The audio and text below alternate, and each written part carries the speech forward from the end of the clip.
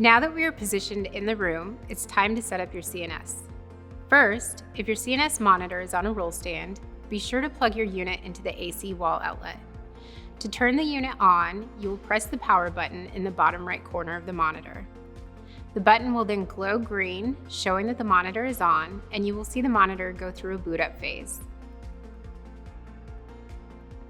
Next, you may be asked to confirm that the time and date are correct.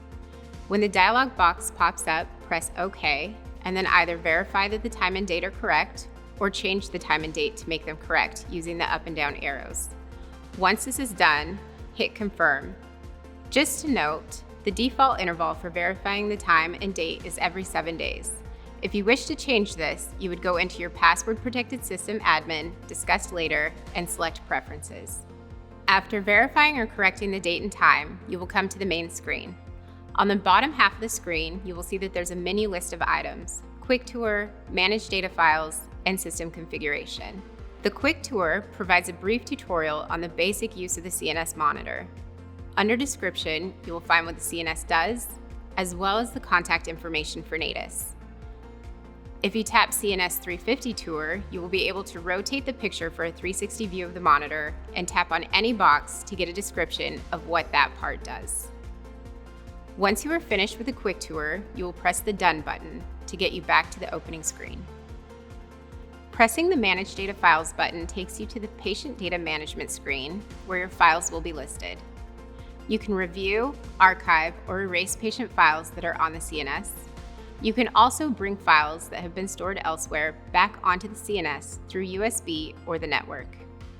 In the box on the bottom of the screen, you will see the storage information, which will let you know how much space you have available on your CNS, as well as the session size limit.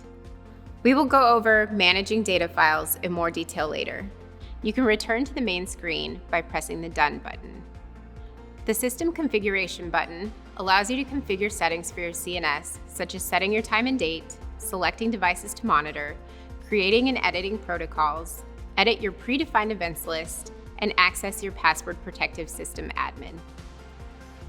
The first option you will see under System Configuration is the System Information button.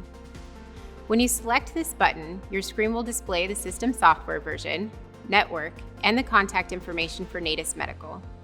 Hit OK to return to the menu. The Time and Date button allows you to make changes to the time and date on the system.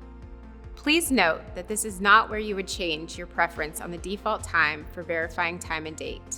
This is done in the system admin. Once you are done verifying or changing the time and date, press Confirm to get back to the System Information menu. The Select Devices button will present you with a list of devices for which you can enable or disable recording.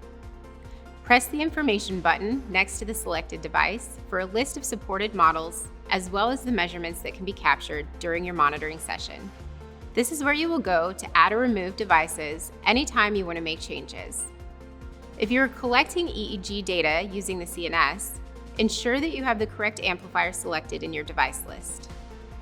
One important thing to understand when using the CNS monitor is the concept of a protocol. The protocol is a configuration setting which contains the measurements you are collecting, the EEG inputs you are using, and how you want all of this information displayed. You can create an individualized protocol for different types of patients or EEG montages. The Protocols button allows you to import, export, create, or edit protocols to be used for your monitoring sessions.